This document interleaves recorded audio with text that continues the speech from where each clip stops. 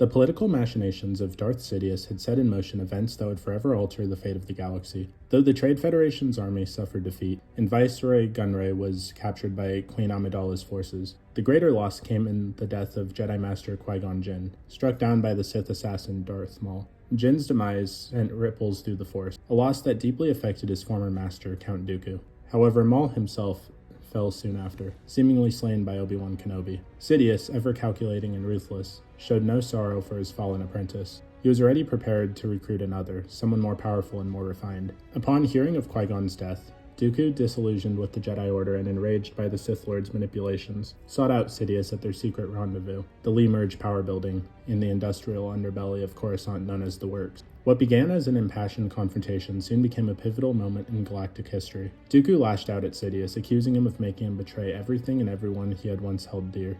But Sidious, ever the master manipulator, dismissed his concerns. He assured Dooku that his actions had served a purpose far greater than personal ties, that sacrifices were necessary to reshape the galaxy into something stronger. The Sith Lord acknowledged that Qui-Gon Jinn could have been a powerful ally had he lived, a point that stung Dooku, who had held great respect for his former apprentice. But in that moment of vulnerability, Sidious revealed something chilling.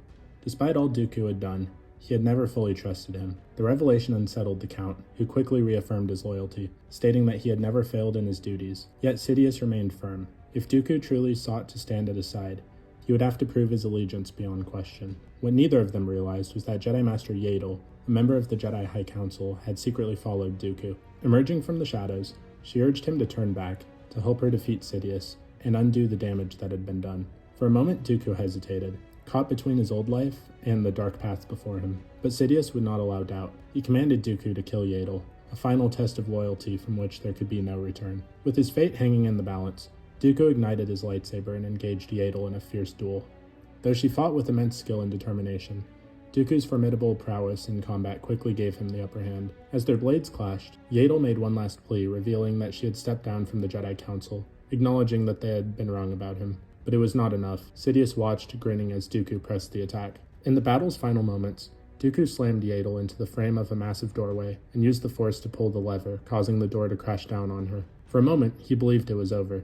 He stood there, breathing heavily, realizing the gravity of what he had done. But Yaddle, summoning the last reserves of her strength, lifted the door with the Force, revealing herself battered but alive. She collapsed at his feet, exhausted and defenseless. It was then that Dooku made his choice. With the final decisive strike, he drove his lightsaber through her. Sidious, satisfied, stepped forward and placed a hand on Dooku's shoulder, congratulating his friend and new apprentice. At that moment, Dooku ceased to be the Jedi he once was. He was embraced as his new identity as Darth Tyrannus.